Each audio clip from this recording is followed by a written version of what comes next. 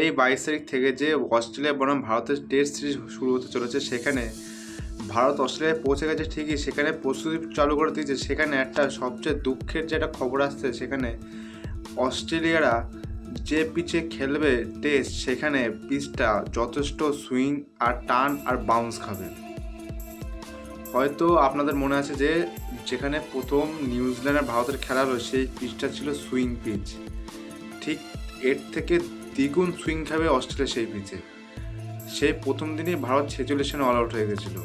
সেই জন্য অস্ট্রেলিয়ারা ভারতের দুর্বলতার সুযোগ নিয়ে, মানে ভারতের বর্তমানে স্পিনদের সব ব্যাটিং খেলতে একদম বাজে।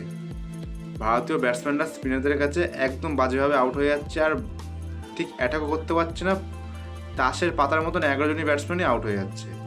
সেই জন্য অস্ট্রেলিয়ারা স্পিন পিচ খেলাবে ভারতের প্রথম টেস্টেই, আর সেখানে ভারতের অবস্থা এমনি কেলো, উপর থেকে আরও চিন্তার ভাঁজ চলে এসেছে ভারতীয় ব্যাটসম্যানদের। আর সবচেয়ে বড় কথা, ভারতীয় ব্যাটসম্যানরা আউট অফ ফর্ম।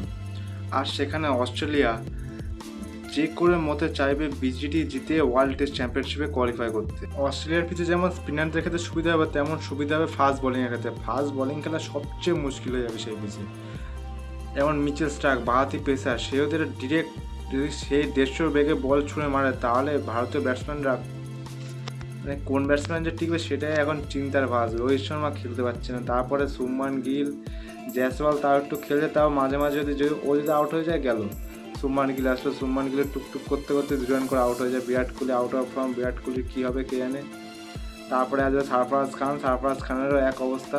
শেষে গিয়ে লাস্টে গিয়ে দেখি কুলদীপ যাদব, মানে ভারতীয় বলাররাই ব্যাট করছে, ভারতীয় ব্যাটসম্যানরা কোনো মতে ব্যাট করতে পারছে। আমি মন থেকে চাই যেন ভারত অস্ট্রেলিয়াকে হারিয়ে আসুক, আর সেখানে বিরাট কোহলি যেন সবচেয়ে বড় ভূমিকা পালন করে। কারণ আমাদের এখন সবচেয়ে বেশি প্রয়োজন বিরাট কোহলির ফর্ম। বিরাট কোহলি যদি একবার চলে যায়, তার কোনো চিন্তাই থাকবে না। আর যদি কোনো ক্রমে ভারত এই বিজিটি হেরে যায়, তাহলে ভারত ওয়ার্ল্ড টেস্ট চ্যাম্পিয়নশিপে হয়তো কোয়ালিফাই করতে পারবে না।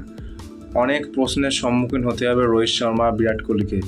দেখা গেল বিরাট কোহলি, রোহিত শর্মা, রবীন্দ্র জাদেজা, আশ্বিনের হয়তো এটাই লাস্ট টেস্ট হয়ে যেতে পারে। হয়তো রোহিত শর্মার প্রথম টেস্ট ম্যাচে অস্ট্রেলিয়ার বিরুদ্ধে নাও খেলতে পারে, সেখানে রোহিত শর্মার পরিবর্তে জাসপ্রীত বুমরাহকে ক্যাপ্টেন্সি করতে দেখা যেতে পারে। কিন্তু এখন এটাই যে প্রশ্ন আছে যে জাসপ্রীত বুমরাহ ক্যাপ্টেন্সি থেকে বিরাট কোহলির মতন ক্যাপ্টেন্সির ঝাঁজ দেখা যেতে পারে। বিরাট কোহলি যেমন ক্যাপ্টেন্সি করতো টেস্টে, সেরকম ক্যাপ্টেন্সি এখনও পর্যন্ত রোহিত শর্মা, জাসপ্রীত বুমরাহ, MS ধোনি কেউ করতে দেখা যায়নি। যদি বিরাট কোহলিকে ক্যাপ্টেন করা হয় বিজিটিতে 2024-এ, তাহলে খেলা একটা অন্য রকমের লেভেলেই চলে যাবে।